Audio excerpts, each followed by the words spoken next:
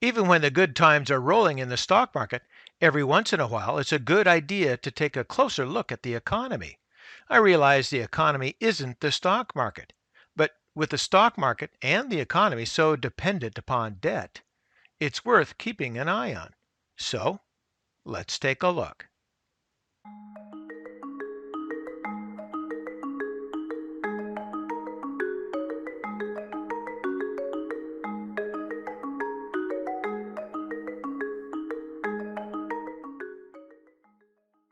According to the New York Fed, in the third quarter of 2019, serious auto loan delinquencies, which are auto loans that are 90 days or more past due, reached an unbelievable historic high of $62 billion.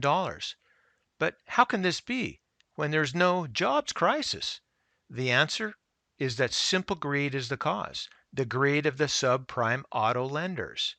This $62 billion of seriously delinquent loan balances are what the subprime auto lenders are trying to deal with.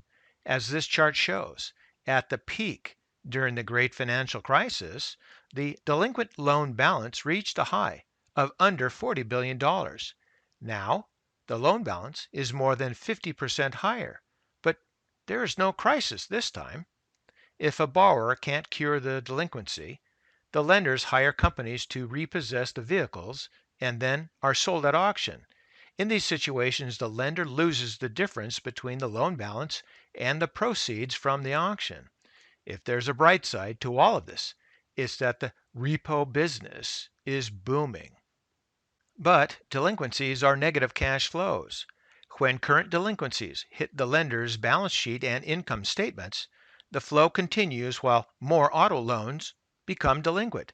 But that doesn't seem to bother the subprime lenders as they are still making new loans to risky customers. And of course, a portion of those loans become delinquent too.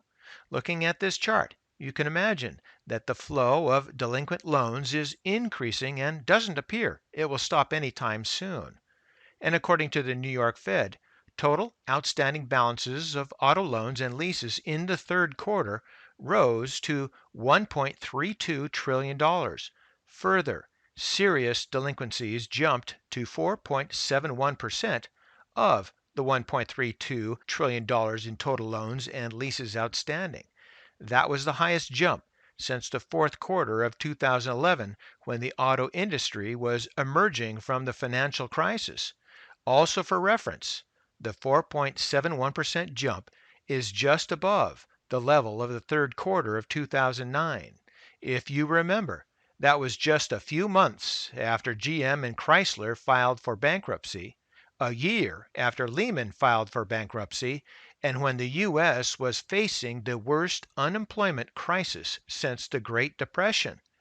So, what is the cause today? The current rate of 4.71% is just 56 basis points below the peak from the fourth quarter of 2010. But remember, these are the good times, according to some. We don't have an employment crisis. We don't have millions of people who have lost their jobs and can't make their loan payments. So the question becomes, what will happen to auto loan delinquencies when employment experiences a pullback or even a modest contraction? Of course, we all know what's going to happen. In comparison to subprime auto loans, prime auto loans have minimal default rates.